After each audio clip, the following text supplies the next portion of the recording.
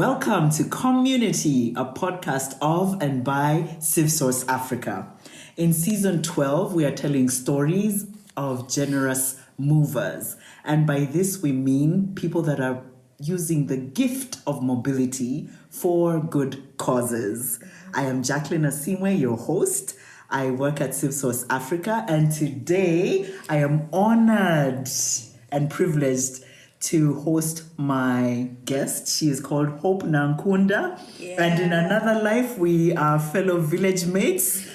Hope to say hi to the people. Hello, everyone listening. I am happy to be here, and I look forward to sharing lots of stories to empower each other and support each other. And because we are fellow village mates, before we started this, we agreed we are going to sing a village song. Yeah. 1, 2, 3, enter. Ditwetu orientamento emwiviri shatina itanomkaga mshajumnana mwenda ikumi. So that's a song for those who don't understand the language, a song they teach nursery kids when they are teaching them how to count 1 to 10, and it says we are little sheep and little sheep that can count up 1 to 10. But anyhow, Hope, you're very welcome. Thank you. I would like you to tell us a bit about yourself. Who is Hope Nankunda? Okay, thank you, Jackie. Hope Nankunda is a female Ugandan. Of sound mind. Yes. Yes, I love to remind myself and the world that I am a teacher by profession. Oh, wow. Yes, I am a teacher. You see? I trained as a teacher and I taught for 6 good years. Wow. Before I said bye-bye to teaching Where profession, did you teach? but I still teach.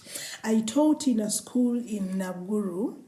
It's called Hill Preparatory School. Wow. And it's a school for an integrated school for both regular and special needs children. Interesting. And I think it is the school that enabled me to refocus because while teaching there, I found myself doing a lot of counseling than teaching because it has a lot of special needs children and many parents would want to talk to someone. So I found myself doing a lot of talking and encouraging and sharing, and at one point the head teacher's like, but are you really a teacher? Yes. You spend this whole time talking to parents and then you forget about the syllabus and the scheme of work and everything. And it is then that I was like, okay, I think God is trying to show me that actually, yes, it's good to be a teacher, but maybe many people need someone to talk to. And I decided to go back to school and do counseling psychology. Interesting. And focusing specifically on adolescents, because at that time I was doing a lot of adolescent talks with young girls and boys. And I realized the gap between the girls and their parents. And the parents would come ask me, how do I talk to my daughter, Banang? She's not easy to deal with. So you find you have to help parents on how to talk to their children.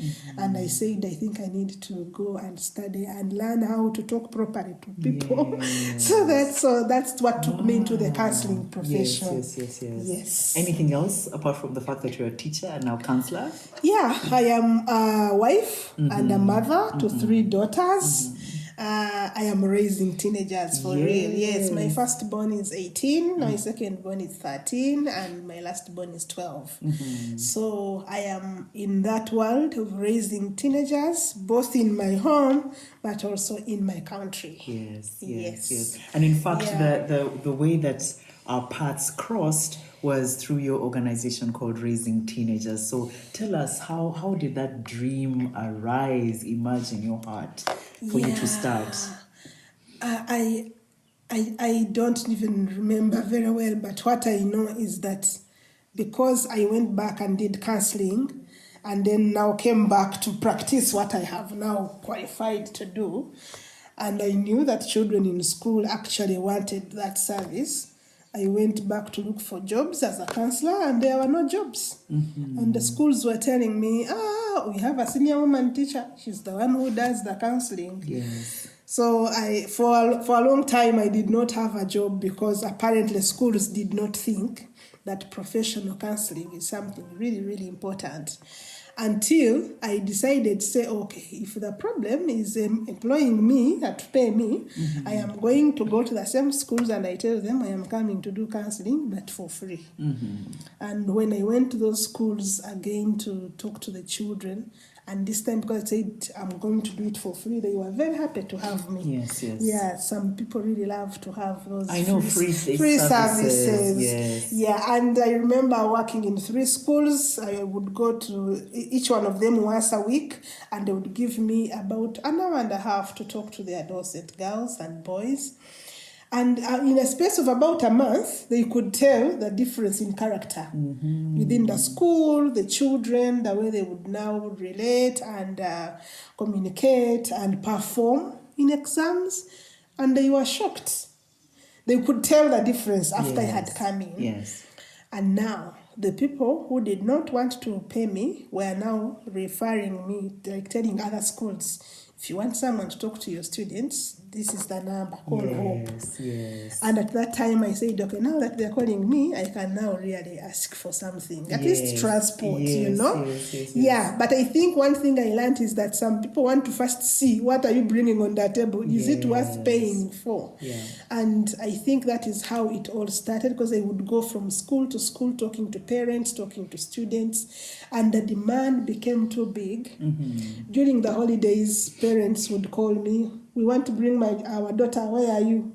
I didn't even have an office. I didn't have an organization. I was just Hope, who goes to schools and talks to girls, and they tell you their challenges. You try to guide them here and there. And when they come home, they tell their parents, we want to meet Auntie Hope. They call me Auntie Hope. So at that time, I would even call them to my home because I didn't have an office. Then at home, of course, my children were all over, so it felt uncomfortable. So I would later maybe say, let's meet at a restaurant. So, and the number kept growing until I was like, look, wait, what am I up to? I can't keep having these parents calling me, they're sending me their daughters, and I'm taking their daughters to restaurants for counseling. And at that time, that's when I thought of starting an organization.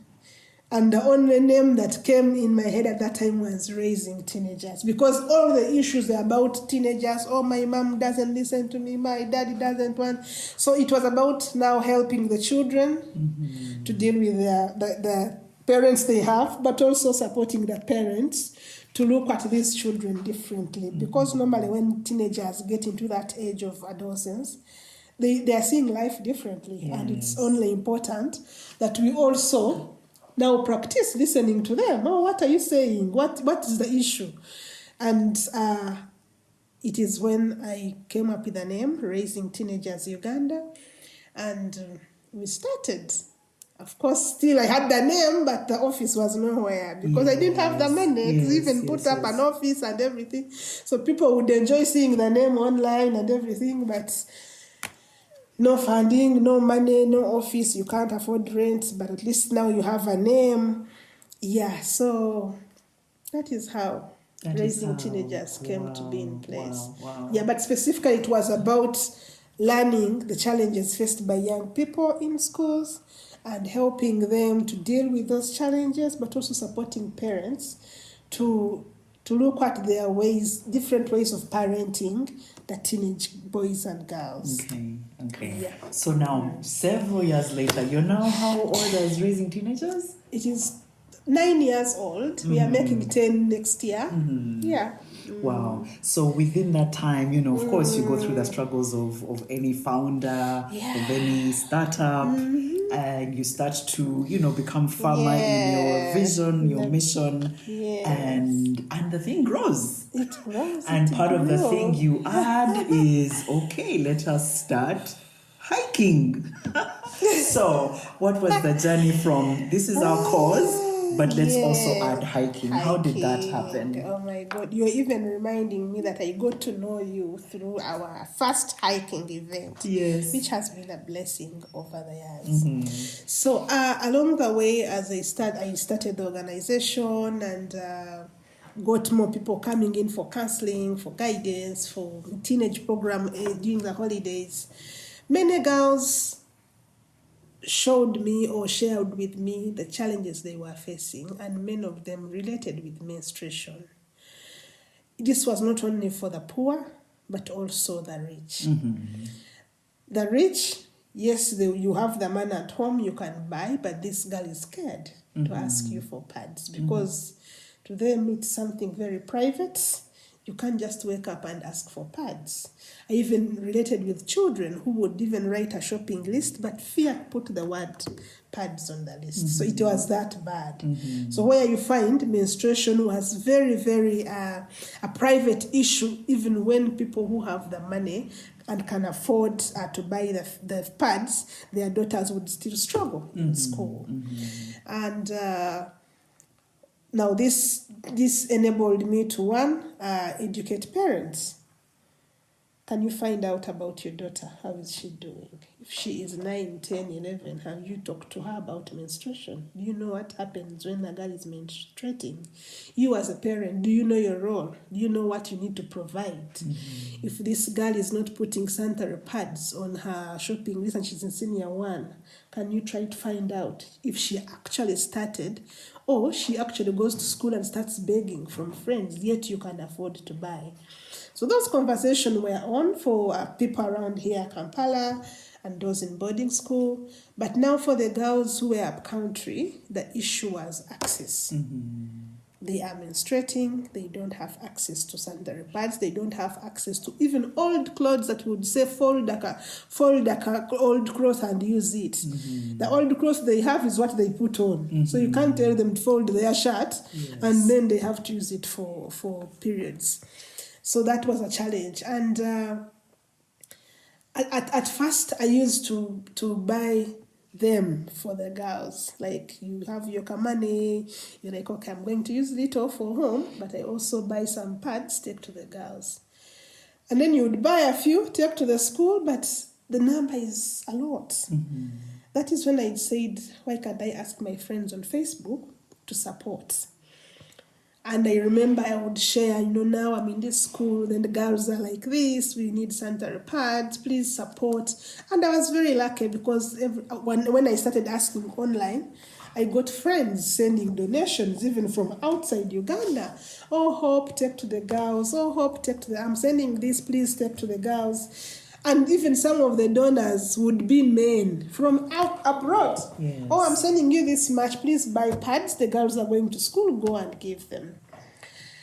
And then along the way, I was tickled in my head. Like, why do I have to keep receiving from abroad? Yes. From people who are far away? Yes. Yet we have Ugandans here who menstruate, who have children, who can afford, and they are not doing much.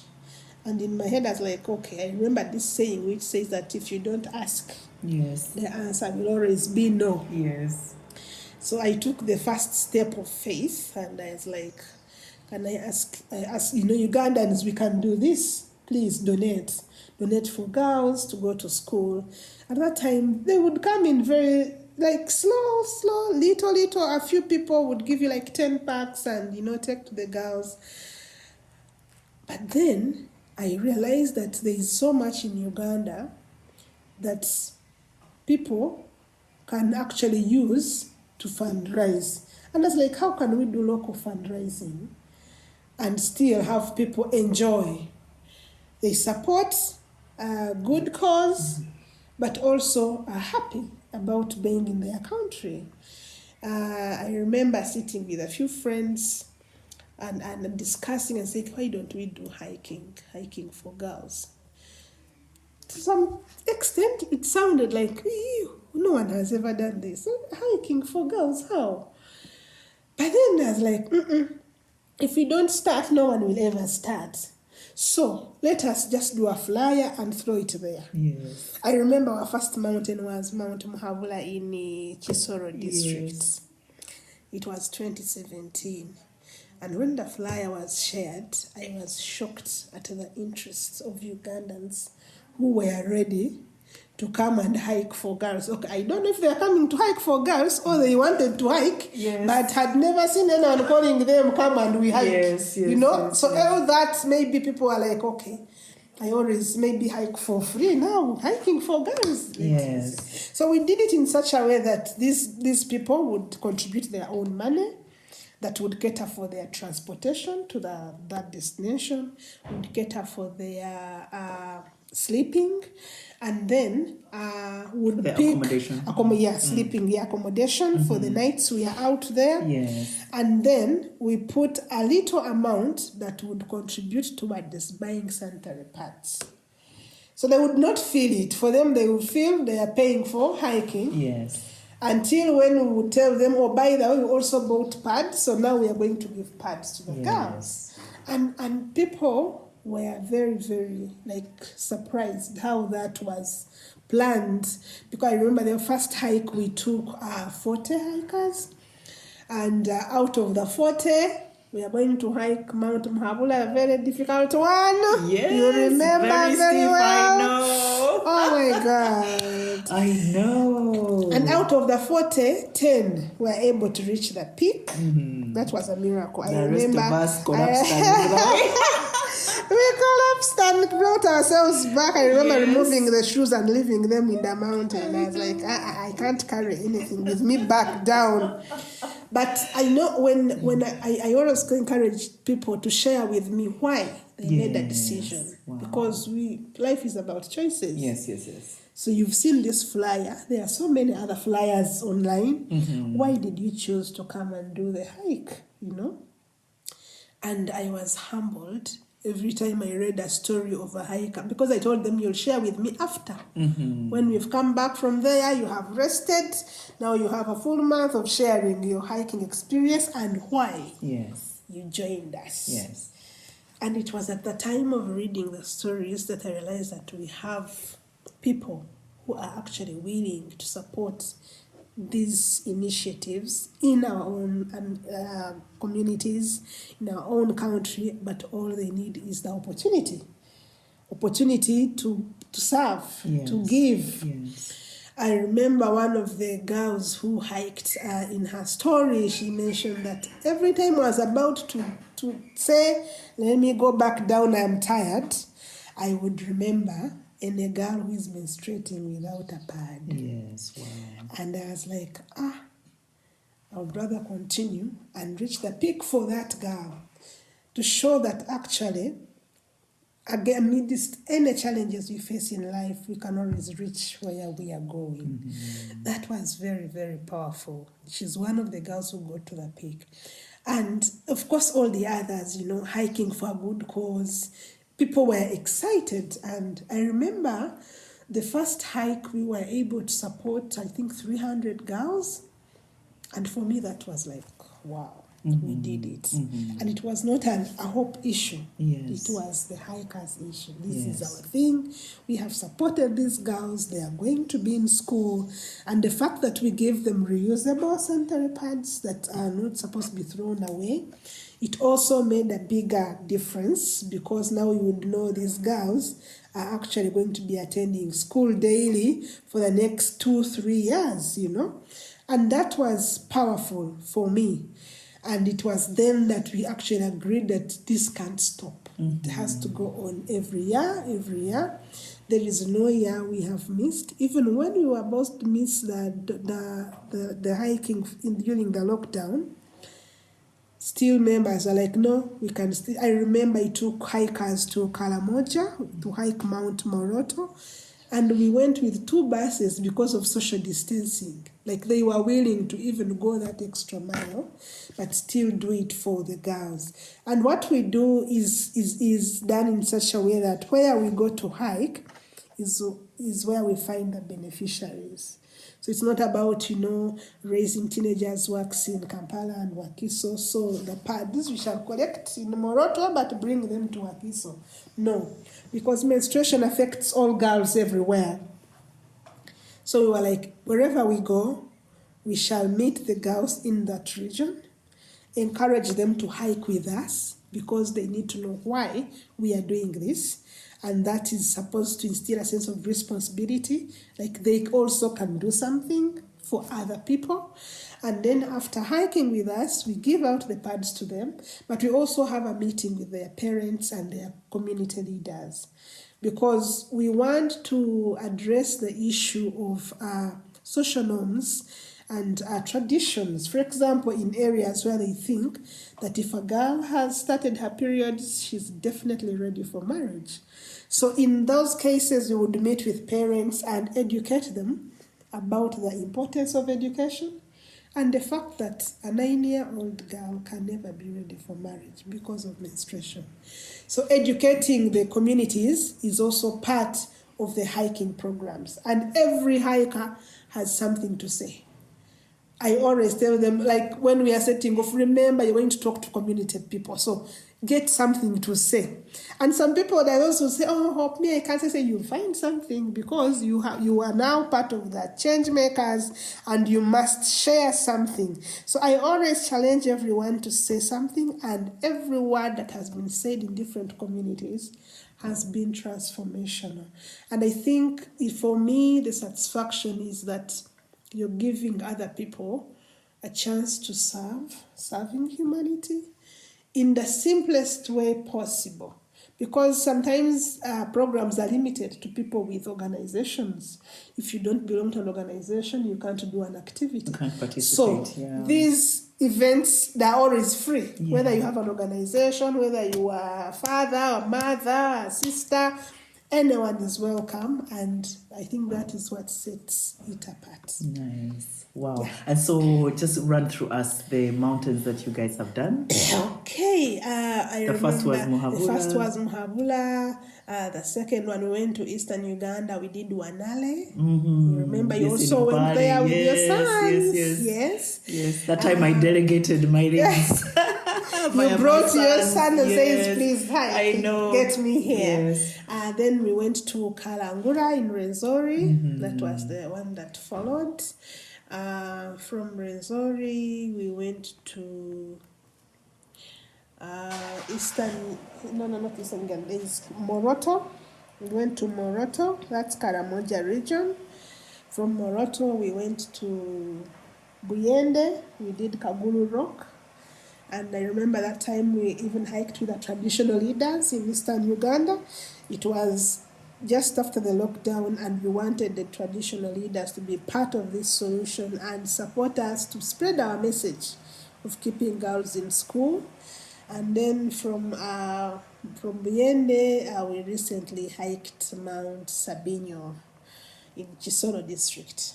I'm not yet sure where we are going next year, but definitely we are hiking somewhere. We have to hike somewhere, and it will be communicated in due course. Yes. So I know watching from afar that interesting. You've also built a community. Yeah. There are people who I think have hiked from Mountain 1 up to the most recent. I have those who have never missed any. Like they always make sure that they are present.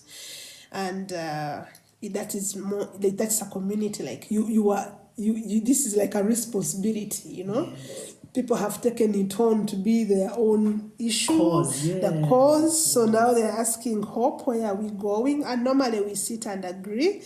Right now we have different suggestions, but we have to agree before we even bring it out. But the fact is that this is something people have owned. And I was surprised recently. One of the people who joined us to hike Mount Sabinyo, who had also I think he joined us for Moroto, from Kagulu Rock, and then Sabinyo, and he's now starting a movement in Eastern Uganda of working with students in schools to support the campaign to end menstrual stigma. And I was asking him, tell me how you want it to. I said, I know we have students who can afford to buy pads. Mm-hmm. So can they actually help another person who doesn't have? And in my head, I was like, wow, this is a very good idea. Because sometimes people are willing actually to come with an extra pack, but if you've not asked them, They may not. They may Yeah. not. So I was like, wow, and this is a man. And I said, hey, this is really, really great. And I'm looking forward to see how it unfolds because he's just starting it in eastern Uganda. But it's a result of the hike. Like how he has seen people support different girls. And it's like, how do I also start a movement to support the girls in this region? And I think those are some of the things that we see and we are like, oh yes, we are actually making a significant difference. Wow, that's amazing. Yeah. So of all the hikes that have been done, which one has troubled you the most and which one have you celebrated the most? Oh, wow. Now, the one for Moroto was quite a challenge. It was quite a challenge. The Moroto one, Karamoja region. And the reason why it was a challenge, I remember I took about 65 hikers. And I called this hotel. They told me the biggest hotel there, and it's the one I booked. And the man said, no, I have enough space. I have it. And we reached, and everyone took on all the rooms, and they all got finished. And it's midnight, and you can't start looking. So sometimes even the number, some people think that we can't meet these numbers when we are booking. So you get there and people are overwhelmed. Now, that was one. Of course, we managed that and tried to manage later with the numbers. But the most challenging part was during Moroto, we had 2 peaks. We had the peak for those who can do half day and then come and go to the community to speak to the girls and the parents. And because the full day one is quite tough, we knew that group would only hike and come back. That's all. So in the morning, the different groups set off, and the ones for half day set off, go and finish. Actually, we were on time and went to meet the girls and give pads and talk to them and the parents. And then it is about 9, and I'm not seeing the people coming down. 9 p.m. Yes. And now I am like, what's happening? Where are these people? I tried to make calls. The network was not working well. I think it was around 10 when I got the first person to pick my call. And he was one of our team at Raising Teenagers Uganda. And I said, Nehemiah, tell me what's happening. Where are you people? He said, Hope, I've just reached the base, but I think give us about 2 hours for everyone to come. I said, what? That was 10 in the night. And now, while I'm waiting, the people of around Karamoja are now sharing stories. We have raiders these days. I was like, oh my God. I started imagining, what do I tell people that their people were actually raided, hit, attacked. In that, oh my God, it was a very difficult situation for me. Oh my goodness. I kept in touch. I kept asking. He would say, please hold on. People are still coming down. It is coming to midnight. I remember the bus got to the hotel about towards 1. All of them were in 1 and a.m. intact. Yes. But tired. Oh. And at that time, I asked myself, am I doing the right thing? Yes. Am I supposed to put people's lives in danger? Like trying now to blame yourself for all this. Yes. But the hikers were happy that they did reach the peak and they are back down and they are in pain with their legs, but they're okay. But in a moment, I asked myself, questioning, do you have to do this? Putting people's lives in danger? And maybe that's like natural. Like anyone would. At that time when you don't see these people you have come with. Of course. And you start to think, what do I tell their families? I know, right? Hey, that's what? That you went to hike for girls? What's that? Know? Yeah, so that was quite a challenge, but they all came back safely and they were happy. And I remember as soon as we got back here in Kampala, they put out second lockdown. And we were praying, I hope the lockdown doesn't find us in the mountain. I know, right? So all that was quite, it was a tense moment. Yes. I still celebrate the very first one. Yes. Because I did not know how it would unfold. So the first one in Mhavula was a winner for me. And being able to, because I remember the Mahabharata team saying, it is the first time we have 10 people at the peak in the same day. Yes. And I was like, wow, this is commitment. This is a good start. Yeah, so, and every other mountain, of course, has its own stories, the good ones and the challenging ones, but still, the cause remains the same. Wow. Supporting the underprivileged girls to ensure that they can attend school every day, just like the boys do, and be able to complete their education. Yeah, wow. Yeah. We celebrate you. We celebrate those that have hiked. Yes. And I think you told me recently there's also, you also do a walk. Oh, yes. Yes, you do a walk I did it in the outside USA. countries. Yes, my friends. So, how did that happen? My friends in the US, after seeing what I do with the hike, they asked, can't we also hike? I said, yes, you can hike. And I was asking, do you have mountains? Because I mean, no? Yes. And they try to think quickly, what can we do? Because the cause is support the underprivileged. Those that were organizing are already supporting us with sponsoring some children to access education. So they were also trying to see, how do we encourage our friends to be part of this? So the first walk, which happened in 2019, I remember I had gone for CSW. And for those who don't know what CSW is, This is the Commission on the Status of Women, and that happens every year at the UN in USA. So I have been able to speak there 2018, 2019. And during 2019, those friends of mine in New Jersey said, now, hope that you're coming. Let us organize a walk. I said, okay. Walk for girls. I told them, so can we call it Walk for Girls? Said yes. And then they paid money to make their t-shirts and jumpers. They said, please make them from Uganda to come with them, because this side we may not do it nicely like the way you do in Uganda. Like they wanted everything to look like how we do it here. Yes. So we made these t-shirts and jumpers. I didn't know how it would turn out. I just knew about 3 organizers. And then I reached there after speaking at the UN. The next day I connected to New Jersey and they said the walk is tomorrow. So I was looking forward to the walk. My friends, I reached the park and people are many. Oh, wow. And the t-shirts got finished. I think we had done about 30 and 20 jumpers. They all got finished. And how they were doing it, I think they said, you buy a t-shirt, and the money used to buy a t-shirt will be used to buy books for children in Uganda. So that is how they were doing the fundraising. Yes.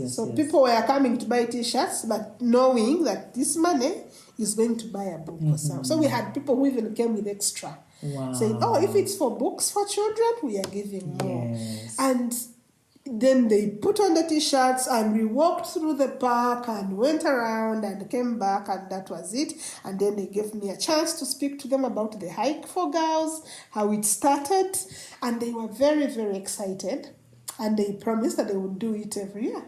Wow. Yes, so even when I'm not there, they make sure they do the walk and then they send their contributions. Oh, wow. The last one we did was last year in September. I went for Unga. And Unga is? This is a gathering on education for world leaders.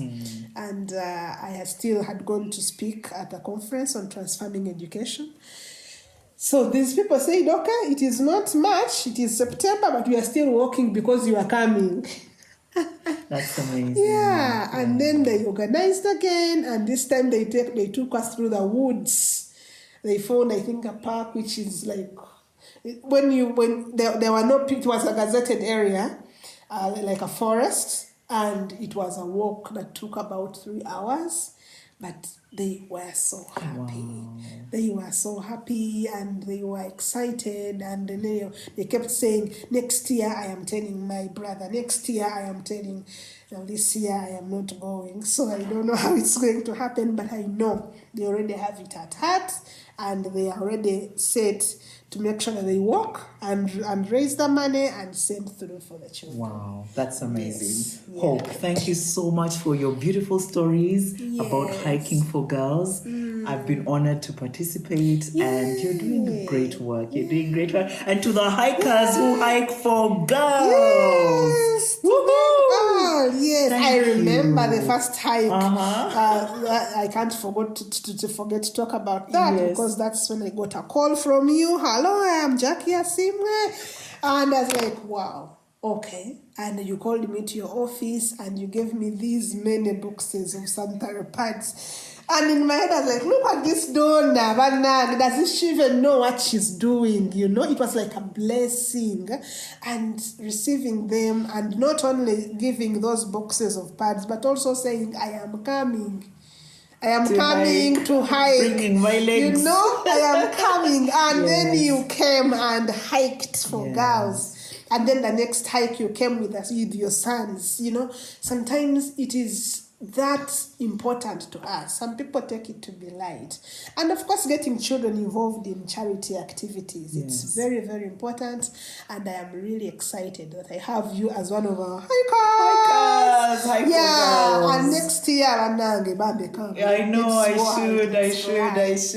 And so this is an announcement for those who love to hike and are passionate about the cause for keeping girls in schools. Watch out for the Hike for Girls. It's an annual event by Raising Teenagers Uganda. Thank you so much for listening. Thank you for listening to Hope tell her amazing story. And see you next Thursday when we bring you another guest. Bye.